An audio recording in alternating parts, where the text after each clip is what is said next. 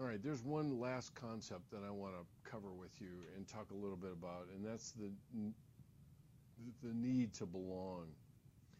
And I think from a Christian worldview, this is a full expression of what has been built into us from the very beginning.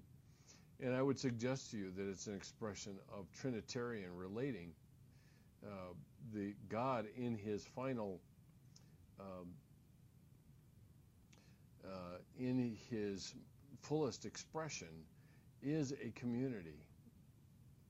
And because of that, then, we too bear the marks of a need to belong.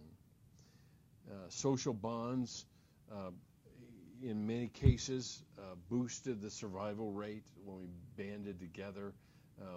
We survived more. Adults who formed attachment were more likely to come together to reproduce, to nurture offspring, to create a safer environment for one another by banding together.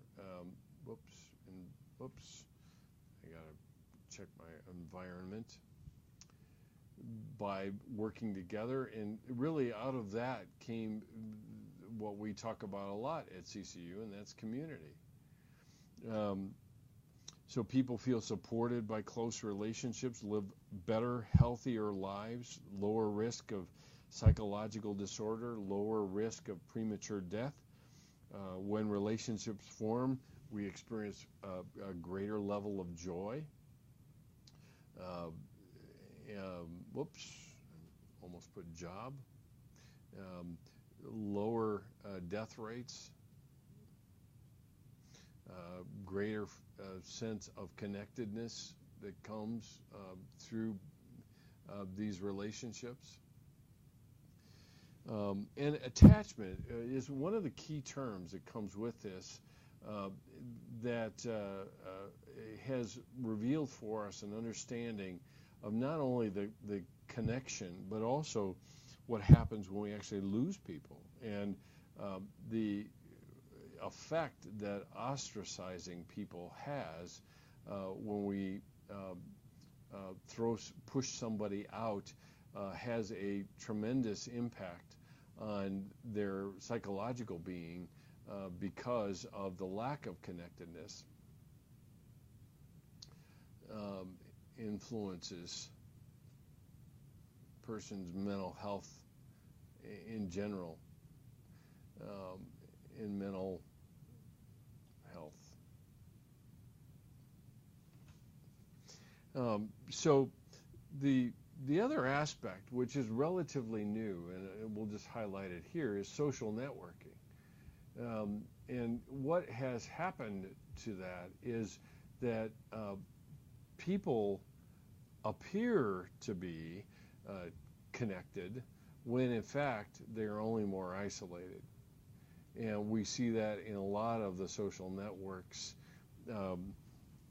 that is beginning to dominate more and more of our lives as it wheedles its way into cell phones. In a lot of cases, cell phones have been history's most rapidly adopted technology.